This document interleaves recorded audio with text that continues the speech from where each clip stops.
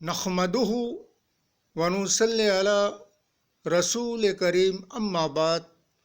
पश्चिम बंगला का पीर फुरफुरा दरबार शरीफ मुजद्दिदिया जमान पीर अबू बकर सिद्दीक रहमतुल्लाह अलैहि का संगठन ऑल इंडिया मुजद्दिदिया मिशन सर्वधर्म सम्मेलन कमेटी के सदस्यों हैं हम मोहम्मद आसिफ।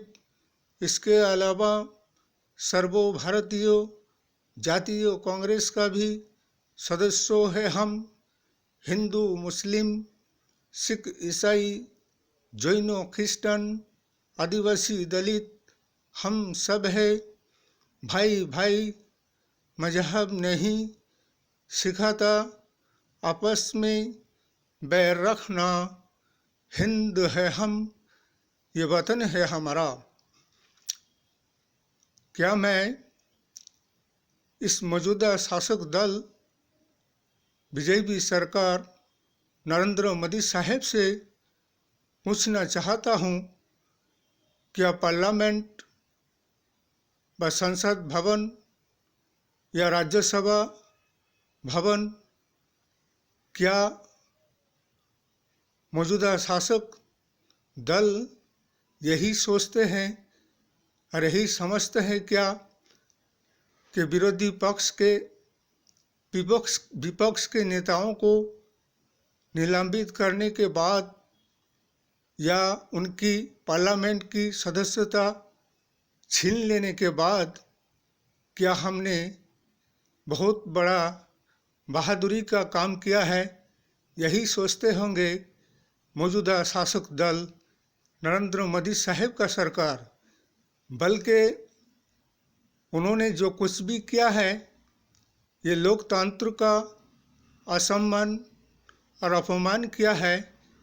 इसलिए कि पार्लियामेंट भवन व राज्यसभा भवन ये किसी राजनीतिक दल की व्यक्तिगत अपनी निजी संपत्ति व अपने पिताजी का संपत्ति नहीं है, बल्कि ये जनगण की जनसाधारण की और लोकतंत्र की संपत्ति है। इसलिए कि इलेक्शन और निर्वाचन के माध्यम से चाहे पार्लियामेंट हो या राज्यसभा हो, उसका सदस्य चुना जाता है। विपक्ष को भी जनगण वोट देकर संसद बनाते हैं और शासक दल को भी जनगण वोट देकर विधायक बनाता है। इसीलिए इसका मतलब ये नहीं है कि उन्हें उनकी सदस्यता राज्यसभा से व पार्लियामेंट से निलंबित कर दी जाए और उनकी सदस्यता छीन लिया जाए। इसलिए ये लोकतंत्र का असम्मान और अपमान है।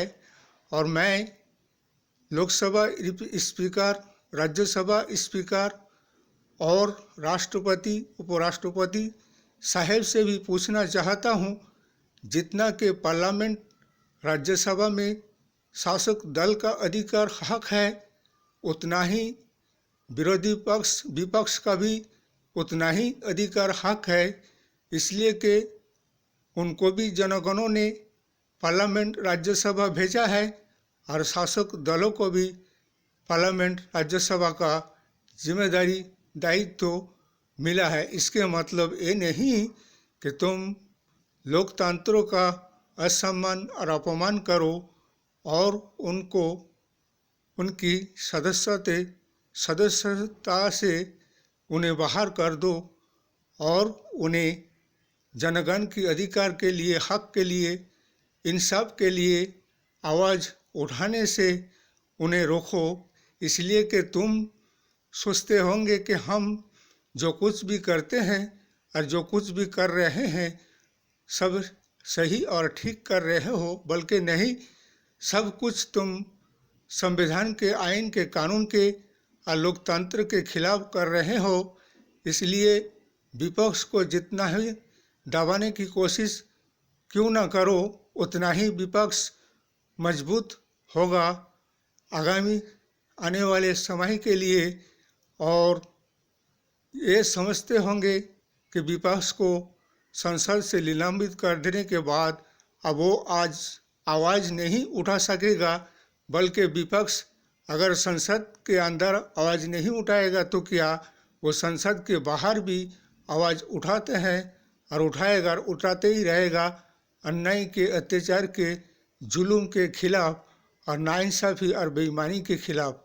इसलिए बेईमान हमेशा बेईमानी करते आते हैं और ईमानदार हमेशा ईमानदारी के राहों पे चलकर लोगों को इंसाफ और न्याय दिलाने की बात करते हैं और अन्याय और जुल्म के खिलाफ आवाज़ उठाते हैं।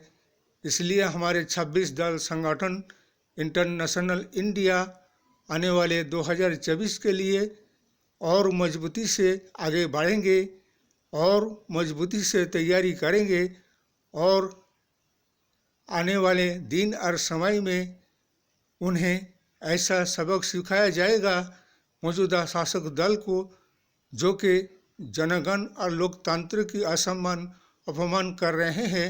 वो जनगणी उनको बता देंगे और एक परिवर्तन बदलाव की ज़रूरत है आने वाले 2024 के लिए। और बीजेपी के खिलाफ 29 राज्यों में हमारे 543 लोकसभा की सीट है।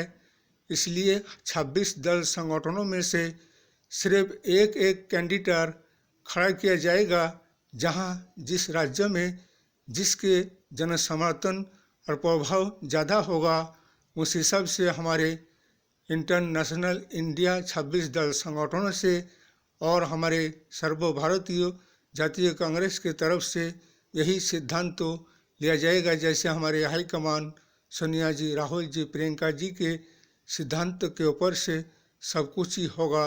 इस वीडियो को ज़्यादा से ज़्यादा लाइक दीजिएगा, शेयर कीजिएगा, सब्सक्राइब दीजिएगा। जय हिंद, जय भारत, मोहम्मद रसूल।